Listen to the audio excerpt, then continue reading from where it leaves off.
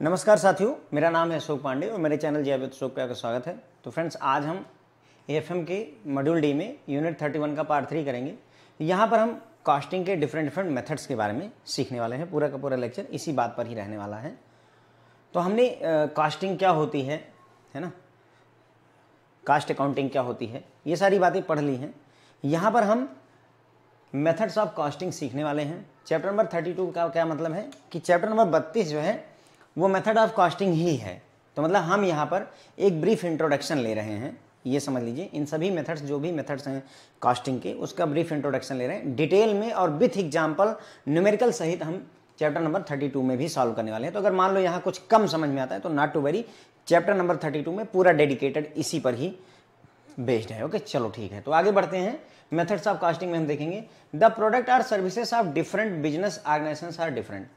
जो प्रोडक्ट होती हैं, जो सर्विसेज होती हैं, वो डिफरेंट बिजनेसेस की अलग अलग होती हैं, राइट। मतलब हर बिजनेस का अलग प्रोडक्ट और सर्विस होता है। जैसे चलो कार बनाने वाली कंपनियां हैं तो जो भी कंपनी हुंडई हो गई, टाटा हो गई, और उसके बाद में जो भी हो, यार अभी नाम नहीं याद आ रहा है, फोर्ड हो गई, मारुति सुजुकी हो गई, ये सभी जो है एक ही जैसा प्रोडक्ट मान लेते हैं, बनाती हैं। लेकिन कई सारी कंपनियां ऐसी होती है, जैसे फेसबुक का प्रोडक्ट क्या है, वो एडवर्टीजमेंट ऑफर करते हैं। फेसबुक का, व्हाट्सएप का एडवर्टीजमेंट ऑफर करते हैं, आपको कैटलॉग प्रोवाइड करते हैं। इसी तरीके से मैं अलग तरीके का प्रोडक्ट आपको ऑफर कर रहा हूँ, राइट।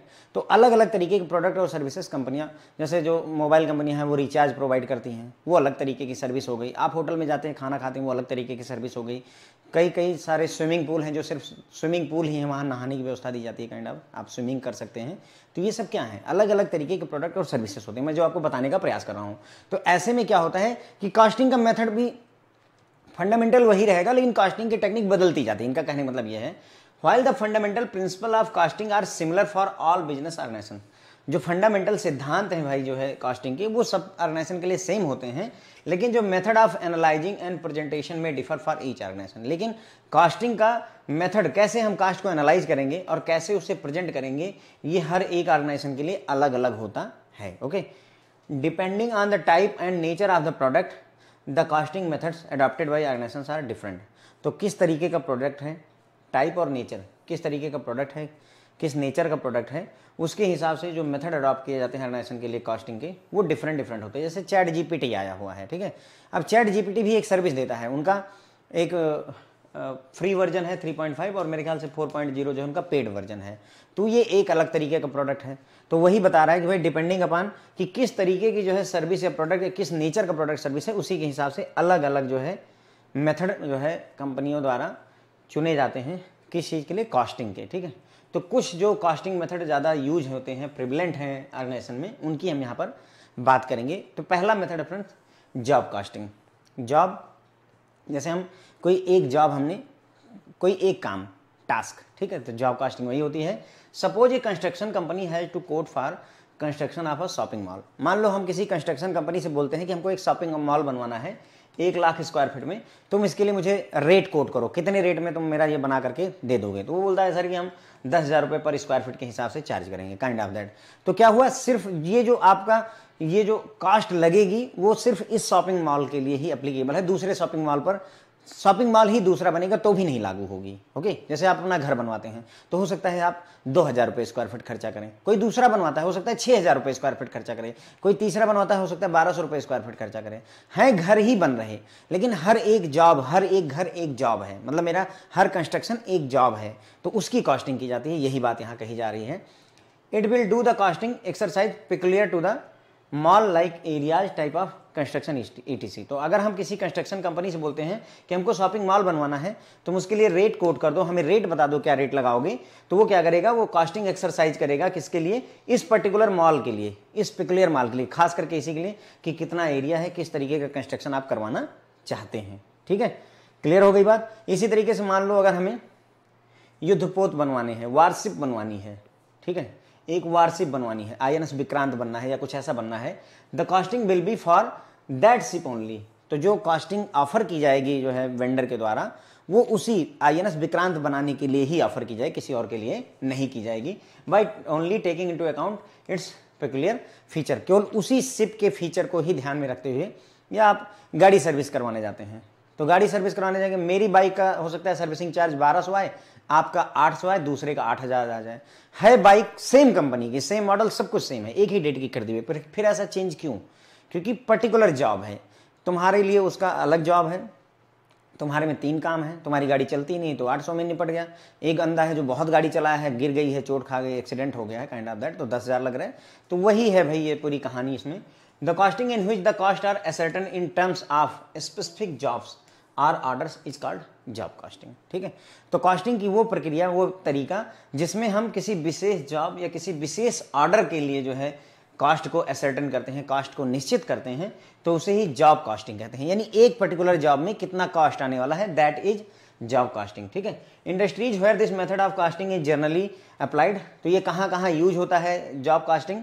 प्रिंटिंग प्रेस में यूज होता है, ऑटोमोबाइल गैरेज में, रिपेयर दुकानों पर, शिप की बिल्डिंग में, हाउस की बिल्डिंग में, इंजन एंड मशीन कंस्ट्रक्शन वगैरह में इनको हम यूज करते हैं। तो एक पर्टिकुलर जॉब का कॉस्टिंग। फिर आता है बैच कॉस्टिंग, लेकिन उसके पहले ये देख लिया जाता है। तो यहां पर हमने देखा मेथड ऑफ कॉस्टिंग में, पहले तो ये बताया कि चैप्टर नंबर 32 में भी हम डिस्कस करेंगे। तो हमने देखा कि जो प्रोडक्ट और सर्विसेज होते हैं हर एक ऑर्गेनाइजेशन के डिफरेंट होते हैं, यूनिक होते हैं। ओके, इसी वजह से जो कॉस्टिंग का मेथड मतलब जो कॉस्टिंग होगी उसका सिद्धांत सेम रहेगा। कॉस्टिंग मतलब कुल कितना खर्चा लगा, कॉस्टिंग का मतलब कुल कितना खर्चा लगा, हमें यही पता करना है। अब वो काम चाहे जैसा भी, मशीन बन रही है तो उसमें कितना खर्चा लगा, अगर जो है हम खिलौने बना रहे हैं उसमें कितना खर्चा लगा, मोबाइल बना रहे हैं कितना खर्चा लगा, बेसिक सिद्धांत यही है। लेकिन मोबाइल बनाने में अलग तरीका यूज होता है, खिलौने बनाने में अलग तरीका होता है, हम आपको प्रोडक्ट जो ये आपको पढ़ाते हैं उसका अलग तरीका होता है। तो वही चीज़ है, तो फंडामेंटल सेम रहता है, लेकिन मेथड, किस मेथड से हम कॉस्ट को एनालाइज करेंगे, किस मेथड से प्रेजेंट करेंगे, वो डिफरेंट होता है। किस तरीके का, किस टाइप का और किस नेचर का प्रोडक्ट है, उसी के हिसाब से ऑर्गेनाइजेशन डिफरेंट मेथडोलॉजी को अडॉप्ट करती हैं। कुछ मेथड जो ऑर्गेनाइजेशन में काफ़ी मशहूर है, उसमें पहला है जॉब कॉस्टिंग का, हम डिटेल में पढ़ेंगे अगले चैप्टर नंबर 32 में, अगले चैप्टर में। तो जैसे इन्होंने एग्जांपल देख, मान लो कोई कंस्ट्रक्शन कंपनी है, आप उससे बोलते हैं हमें शॉपिंग मॉल बनवाना है, तो वो जो आपको रेट कोड करके देगा वो उस पर्टिकुलर मॉल पर ही एप्लीकेबल होगा, किसी और के लिए नहीं। तो एक पर्टिकुलर जॉब की कॉस्टिंग यहाँ पर की गई। इसी तरीके से अगर मान लो आपको शिप बनवाना है, वार शिप बनवाना है, तो उसके लिए भी अगर आप रेट कोड करेंगे तो उस पर्टिकुलर जो है खास उस जहाज पर लागू होगा। आपको अपनी बाइक सर्विस करवानी है तो सर्विसिंग का चार्जेज उस पर्टिकुलर बाइक के लिए ही एप्लीकेबल होगा, दूसरे की बाइक से आप कंपेयर नहीं कर सकते कि दूसरे का 800 लगा है तो मेरे का 800 लगेगा, ऐसा बिल्कुल भी नहीं होने वाला है। ओके, तो कॉस्ट जहां पर, ऐसी कॉस्टिंग टेक्निक मेथड जहां पर हम कॉस्ट को असर्टेन करते हैं किसी स्पेसिफिक जॉब या किसी स्पेसिफिक ऑर्डर के लिए, तो उसे ही जॉब कॉस्टिंग कहते हैं। कहाँ पर यूज होता है? प्रिंटिंग प्रेस में, ऑटोमोबाइल गैरेज में, रिपेयरिंग की शॉपों पर, शिप बिल्डिंग में, हाउस बिल्डिंग में, इंजन और आपका मशीन कंस्ट्रक्शन वगैरह में इनका यूज होता है। ठीक है, बैच कॉस्टिंग क्या होती है? अब जॉब कॉस्टिंग में एक जॉब थी, बैच कॉस्टिंग क्या होगी देख लीजिए। This method of costing is similar to job costing, job costing के सिमिलर है। In this method a batch of similar product is considered to be one job. ठीक है, जैसे हमने क्या कहा कि हमको एक युद्धपोत बनवाना था, वारशिप बनवानी थी एक, लेकिन एक जैसे 100 बनवानी हो, तो वो कैसा कंसेप्ट हो गया? बैच कास्टिंग हो गया। ठीक है, तो जैसे ये है order of 100 identical wooden table, हमें एक जैसी 100 जो है वुडन टेबल बनवानी है, तो ये कौन सा जॉब? बैच जॉब कास्ट, मतलब बैच कास्टिंग हो गई। पूरा बैच है, 100 टेबल, 100 टेबल का एक पूरा बैच बनेगा। ठीक है, तो ये वैसे ही है जैसे मैं एक स्टूडेंट 1-to-1 ट्यूशन पढ़ाए जाते हैं, राइट?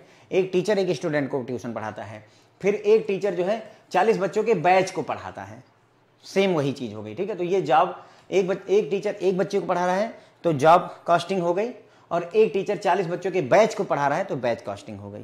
क्लियर हो जाती बात?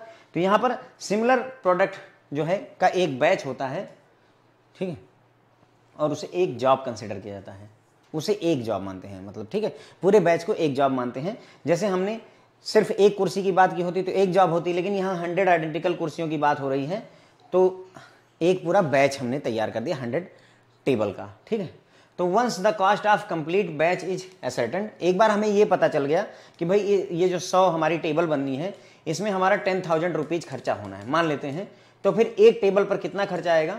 100 टेबल पर 100, ये हो रहा है 100 टेबल पर 10,000, तो ये हमारी एक टेबल पर 100 रुपीज का खर्चा आएगा। ये हम असर्टेन कर सकते हैं, यही बात यहाँ लिखी हुई है कि एक बार कंप्लीट बैच की कॉस्ट हमने कंफर्म कर ली, द कॉस्ट ऑफ 1 यूनिट, तो 1 यूनिट का कॉस्ट जो है अगर बैच में से निकालना है तो उसके लिए क्या करिए, डिवाइड कर दीजिए किसको, टोटल बैच की कॉस्ट को। पूरे बैच की कॉस्ट कितनी है 10,000 रुपीज, उसको डिवाइड करना है number of unit in the batch. एक बैच में कितनी यूनिट है, 100 टेबल है तो 100 से डिवाइड कर दीजिए तो आपको दाम पता चल जाता है। तो मेरे ख्याल से क्लियर हो गया होगा। देखो जॉब कास्टिंग में, जॉब में एक पर्टिकुलर जॉब की बात होती है, हमको एक कुर्सी बनवानी है तो वो एक जॉब है, ठीक है, उसकी कॉस्टिंग, एक कुर्सी बनाने में कितना खर्चा लगेगा, जॉब कास्टिंग हो गई।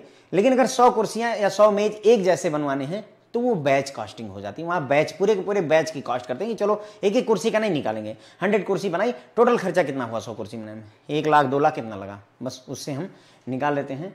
दैट इज बैच कास्टिंग, ठीक है मेरे ख्याल से। और बैच कास्टिंग से सिंगल यूनिट की कॉस्टिंग को निकालना कोई मुश्किल नहीं होता है।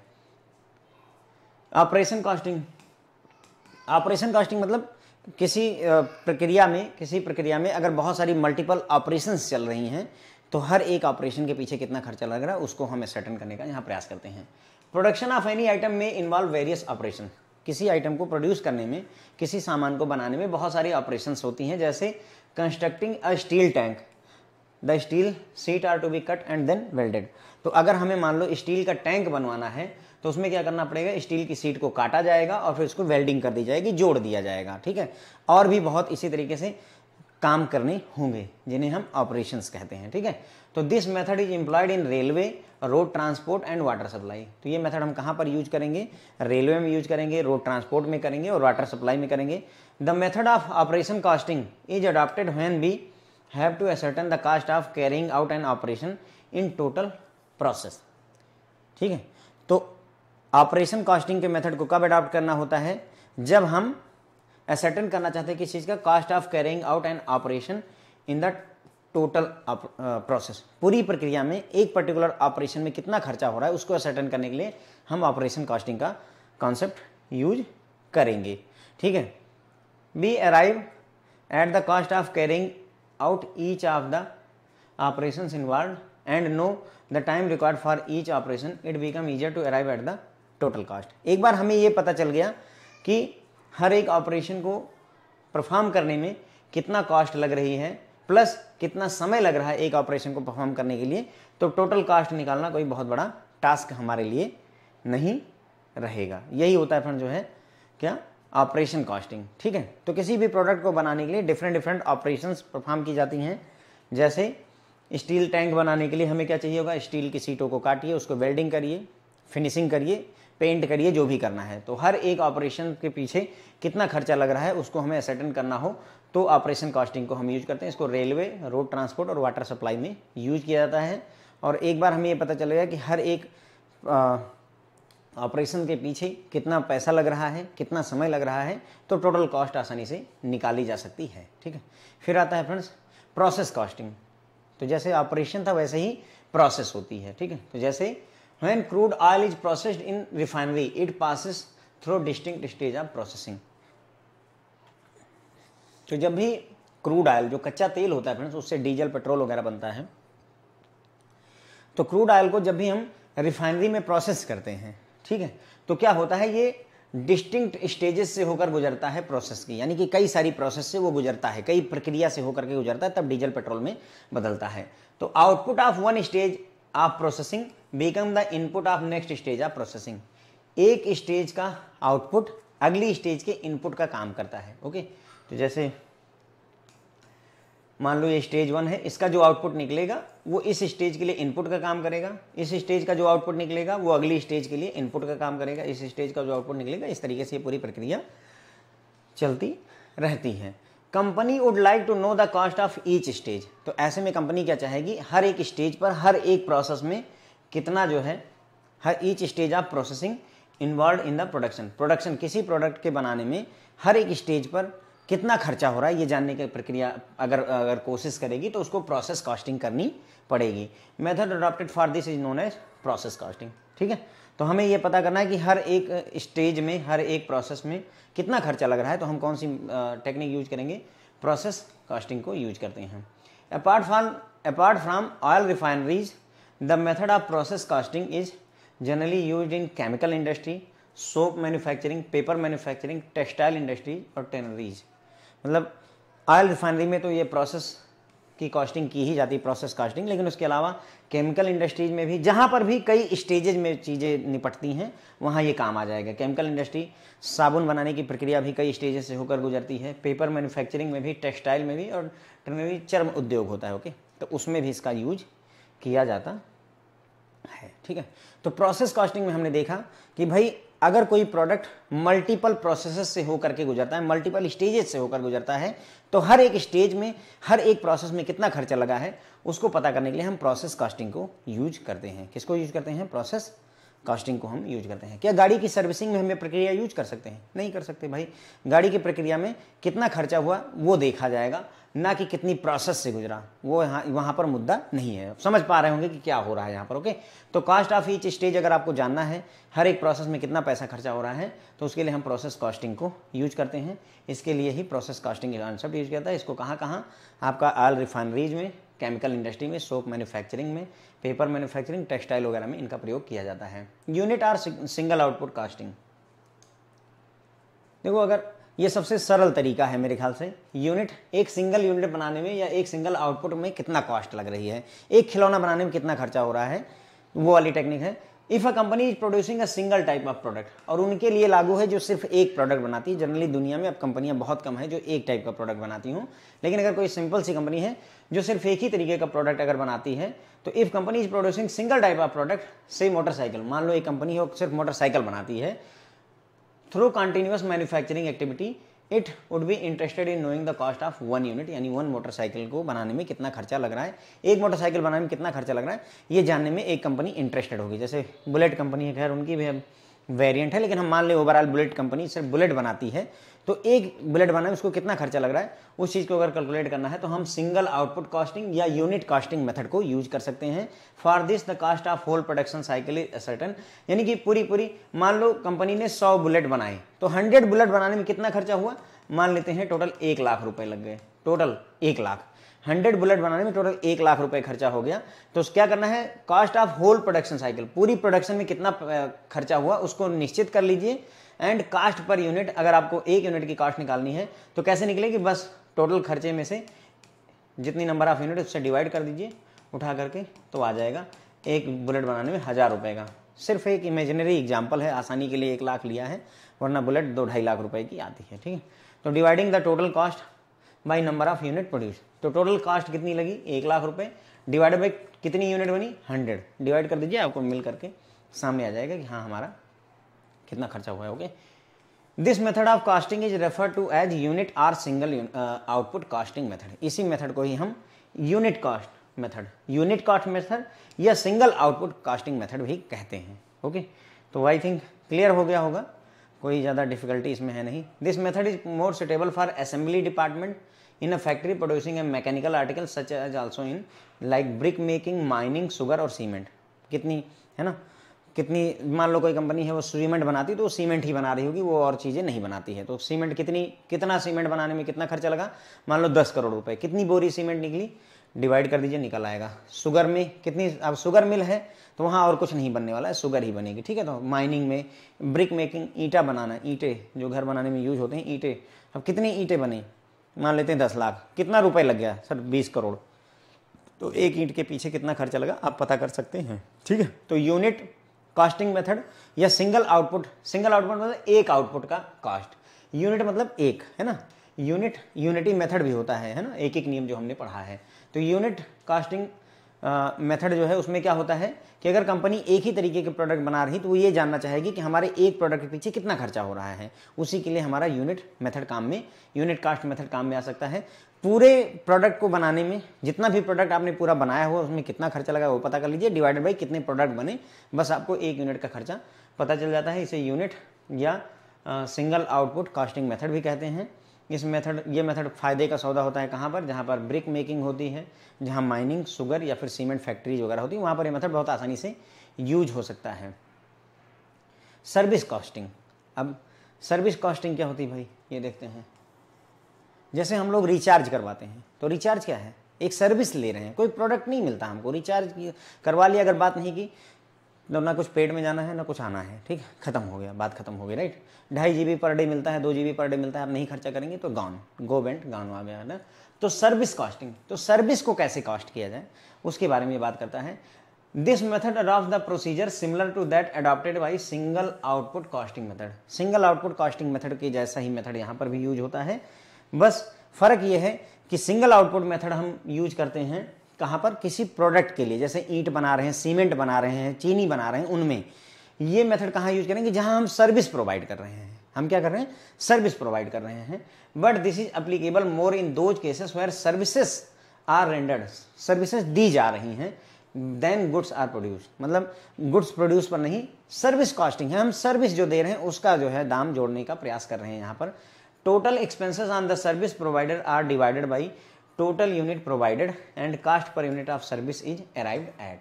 The selection of cost unit become important in this method.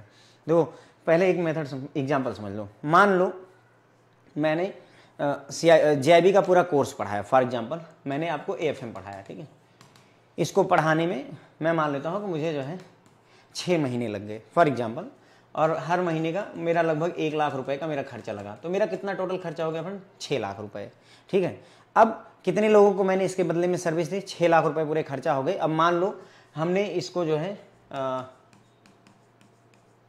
मान लेते हैं हम कि मैंने टोटल 600 स्टूडेंट को जो है पढ़ाया, यानी कि मैंने कितनी यूनिट प्रोड्यूस की, 600 यूनिट। कैसे 600 यूनिट सर, क्योंकि हमने 600 स्टूडेंट को ही अपना कोर्स बेचा, तो हम मान लेंगे कि 600 लोगों को मैंने सर्विस प्रोवाइड की है। तो हर एक के पीछे मेरा कितना खर्चा लगा, हर एक स्टूडेंट के पीछे 1000 रुपये का, ओके। तो मेरा पर स्टूडेंट जो है एक्सपेंस कॉस्टिंग कितनी हुई, 1000 रुपये की कॉस्टिंग हो रही है, ये इसका मतलब होता है, ठीक है। वही बोल रहा है कि टोटल एक्सपेंस कितना हुआ सर, 6 लाख रुपए हुआ, उसको डिवाइड करना है, डिवाइडेड बाई किससे, टोटल यूनिट कितनी प्रोवाइड की गई, कितने लोगों को सर्विस दी गई। तो मान लेते हैं 600 लोगों को सर्विस प्रोवाइड की गई, तो आपको पर कास्ट पर यूनिट पता चल जाती है कि हर एक यूनिट पर मेरा कितना खर्चा लगा, हर एक यूनिट पर मेरा कितना खर्चा लगा, हर एक कोर्स, हर एक स्टूडेंट के पीछे एक कोर्स देने में मेरा कितना खर्चा लगा, ये मुझे पता चल जाता है। और कास्ट यूनिट हम किसे चुनते हैं, वो एक इंपॉर्टेंट फैक्टर है यहाँ पर। कास्ट यूनिट हम किसे चुनते हैं, कास्ट यूनिट पिछले लेक्चर में हमने देखा था, जैसे दूरी को मीटर में या किलोमीटर में नापते हैं, समय को सेकंड में और आवर्स में नापते हैं, ठीक उसी तरीके से कास्ट यूनिट हर एक चीज़ की अलग होती है। जैसे मेरे लिए कास्ट यूनिट मेरे लिए क्या होगी, कोर्स, एक कोर्स एक कास्ट यूनिट मेरे लिए हो गई, ठीक है। इसी तरीके से जो आपका मान लेते हैं केमिकल फैक्ट्री है, तो वहाँ कितना लीटर हमने प्रोडक्ट बनाया, वो कास्ट यूनिट होती है, ठीक है। तो यही बोल रहे हैं कि कास्ट यूनिट यहाँ पर इंपॉर्टेंट हो जाती है।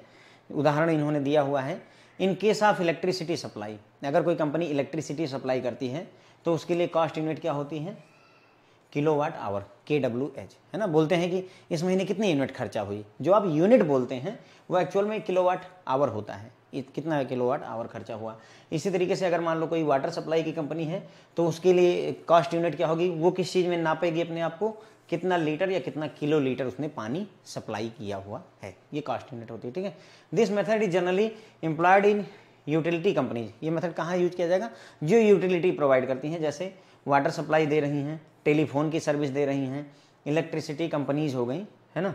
इसके अलावा जैसे हॉस्पिटल्स में और म्यूनसिपालिटीज़ वगैरह में भी इस मेथड को यूज किया सकता है, क्योंकि हॉस्पिटल और म्यूनसिपालिटीज़ भी सर्विस ही प्रोवाइड करते हैं। आपको क्या प्रोवाइड करते हैं, कोई प्रोडक्ट नहीं प्रोवाइड करते, ये सभी सर्विस प्रोवाइड कर रहे होते हैं, ठीक है। तो सर्विस कॉस्टिंग में हमने देख लिया कि भाई ये मेथड जो है आपका सिंगल आउटपुट कॉस्टिंग मेथड के जैसा ही होता है, लेकिन ये सर्विस के कॉस्ट को नापने के काम आता है, ना कि प्रोडक्ट की कॉस्ट को, ठीक है। सर्विस प्रोवाइड करने में टोटल कितना खर्चा लगा है, उसको कितनी नंबर ऑफ यूनिट हमने प्रोवाइड की है, सर्विस की कितनी यूनिट प्रोवाइड की है। जैसे एयरटेल 5G खरीदा है, मान लेते हैं एयरटेल वालों ने, तो मान लो उनको 10,000 करोड़ रुपए लगे 5G खरीदने में, तो कितने लोगों को उन्होंने सर्विस दी, मान लेते हैं इंडिया के 50 करोड़ लोगों को सर्विस प्रोवाइड की हर महीने, तो उससे वो अपनी कास्ट निकाल सकते हैं, वही चीज़ है। तो यहाँ बोला कि कास्ट यूनिट जो है इंपॉर्टेंट फैक्टर होता है। इलेक्ट्रिसिटी सप्लाई के लिए कास्ट यूनिट हो जाएगी किलोवाट पर आवर, उसके बाद में जो आपका वाटर सप्लाई के लिए लीटर या किलो लीटर हो जाएगा। जनरली यूटिलिटी कंपनियाँ इस मेथड को यूज करती हैं, जैसे टेलीफोन सर्विस में, इलेक्ट्रिसिटी डिपार्टमेंट में या वाटर सप्लाई में। इसके अलावा हॉस्पिटल्स में, म्यूनसिपालिटीज़ में, है ना, आपके रेस्टोरेंट वगैरह में भी इसको यूज किया जा सकता है, मल्टीपल और कंपोजिट कॉस्टिंग, ठीक है। तो जब हमने एक देखा था यहाँ पर, कौन सा मेथड देखा था, ये वाला, ये था single unit single output costing. तो इसमें क्या था, कंपनी सिर्फ एक तरीके के प्रोडक्ट बना रही थी, तो आसान था। टोटल कितनी मोटरसाइकिल हुई, 10 बनी, टोटल कितना खर्चा हुआ, 1 लाख, 1 लाख डिवाइडेड बाई 10 किया, 10,000 रुपये निकल आया। तो ये सिंगल आउटपुट कॉस्टिंग थी। अब लेकिन जनरली जो कंपनियां होती हैं वो ऐसी नहीं होती हैं, वो मल्टीपल प्रोडक्ट बनाती हैं, जैसे ये वाला केस है, ठीक है। तो मल्टीपल आर कंपोजिट कॉस्टिंग में क्या होता है, this method used in case of complex product where any single system of costing is not feasible. कोई सिंगल कॉस्टिंग सिस्टम फिजिबल नहीं है, तो वहाँ पर ये मेथड हम यूज करते हैं। जैसे एग्जाम्पल के लिए इन्होंने कहा कि असेंबली करनी है एयरक्राफ्ट की, अगर आपको कोई हवाई जहाज बनाना है, उसके सारे पार्ट लेकर के इकट्ठा करने हैं, तो वेराइटी ऑफ कंपोनेंट प्रोड्यूस किए जाएंगे डिफरेंट लोकेशन पर, जिनमें हो सकता है विदेश से भी कुछ कंपोनेंट, कुछ पार्ट्स हम मंगवाएं। तो ऐसे में हमारे लिए टोटल कॉस्ट निकालना, total cost is ascertain by computing component cost for which various relevant method of costing में बी यूज्ड। टोटल कॉस्ट निकालने के लिए हम क्या करेंगे, जितने भी कंपोनेंट हैं उनकी कॉस्ट कंप्यूट करेंगे, उसके लिए कोई भी method, relevant method of costing use किया सकता है, ठीक है। जैसे इस कंपोनेंट में कितना खर्चा हुआ, तो हो सकता है कहीं हम जॉब कॉस्टिंग यूज कर लें, कहीं आप जो है बैच कॉस्टिंग यूज कर लें। जितने कंपोनेंट है, मान लो इसमें 10 कंपोनेंट लगने हैं, तो हर एक कंपोनेंट की कॉस्टिंग के लिए जैसा मेथड उचित हो वैसा अपनाया जा सकता है। This method is generally used by manufacturing concern producing complex product involving large number of component. ये कहाँ पर मेथड यूज होता है, ऐसी मैन्युफैक्चरिंग जो होती हैं जहाँ पर काफ़ी पेचीदा प्रोडक्ट बनाया जाता है, कॉम्प्लेक्स प्रोडक्ट बनाया जाता है, इसमें बहुत सारे कंपोनेंट लगते हैं, तो वहाँ पर ये मेथड यूज होता है। जैसे मोटर व्हीकल में भी कार आपकी बनती है, तो उसमें बहुत सारे पार्ट लगते हैं और अलग अलग कंपनियाँ बहुत सारे पार्ट बनाती हैं, कोई एक कंपनी नहीं है। एयरक्राफ्ट हो गया, मशीन के टूल हो गए, लोकोमोटिव यानी कि रेलवे का इंजन वगैरह हो गया, इन सब जगहों पर हम ये मल्टीपल और कंपोजिट कॉस्टिंग को यूज कर सकते हैं। मल्टीपल और कंपोजिट कॉस्टिंग उनके लिए होता है जहाँ पर हमारा प्रोडक्ट कॉम्प्लेक्स होता है, बहुत सारे पार्ट उसमें लगते हैं, ठीक है। एयरक्राफ्ट में वैरायटी ऑफ कंपोनेंट प्रोड्यूस किए जाते हैं डिफरेंट लोकेशंस पर, इवन फॉरेन लोकेशन पर भी एयरक्राफ्ट के लिए, फिर उन सबको इकट्ठा ला करके असेंबल किया जाता है। तो ऐसे में हर एक कंपोनेंट की कॉस्ट को असर्टेन करने के लिए कोई भी मेथड अडॉप्ट किया जा सकता है। ये मेथड जनरली मैन्युफैक्चरिंग जो कंपनीज होती हैं उनमें यूज किया सकता है, जहाँ पर कॉम्प्लेक्स प्रोडक्ट बनाए जाते हैं और उनमें बहुत सारे कंपोनेंट लगते हैं। जैसे मोटर व्हीकल में, अब कार में टायर लगता है, वो दूसरी कंपनी का है, ब्रेक, गियर, है ना, सीट, लेदर की सीट हो गई, और उसके बाद में इंडिकेटर हो गई, लाइटिंग हो गई, रूफ हो गई, हर प्रोडक्ट कहीं ना कहीं से बनता रहता है, ठीक है। तो ये हो गया हमारा। उसके बाद में सबसे लास्ट मेथड है हमारा डिपार्टमेंटल कॉस्टिंग, ठीक है। तो अगर कोई कंपनी, इसमें बहुत सारे डिपार्टमेंट हैं, तो हर एक डिपार्टमेंट में कितना खर्चा लग रहा है वो जानना चाहते हो, तो डिपार्टमेंटल कॉस्टिंग यूज कर लो।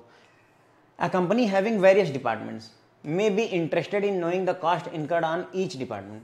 एक कंपनी जिसके बहुत सारे जो है डिपार्टमेंट हैं, वो ये जानना चाहेगी कि एक डिपार्टमेंट में हमारा कितना खर्चा लग रहा है।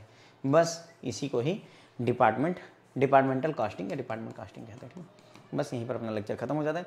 आपको ये बात समझ में आ रही होगी, जैसे डिपार्टमेंट कास्टिंग में हमने कुछ बताया नहीं। भाई देखो, ऐसे समझो, मान लेते हो तुम्हारा एचआर डिपार्टमेंट, तो कितना खर्चा हुआ, मान लो उसमें 6 एम्प्लॉई हैं, 6 एम्प्लॉई पर कितना खर्चा हो रहा है, न्यूज़पेपर पर कितना खर्चा हो रहा है, प्रिंटिंग जो वो प्रिंट कर रहे हैं उस पर कितना खर्चा हो रहा है, इलेक्ट्रिसिटी पर उनके कितना खर्चा हो रहा है, ठीक है।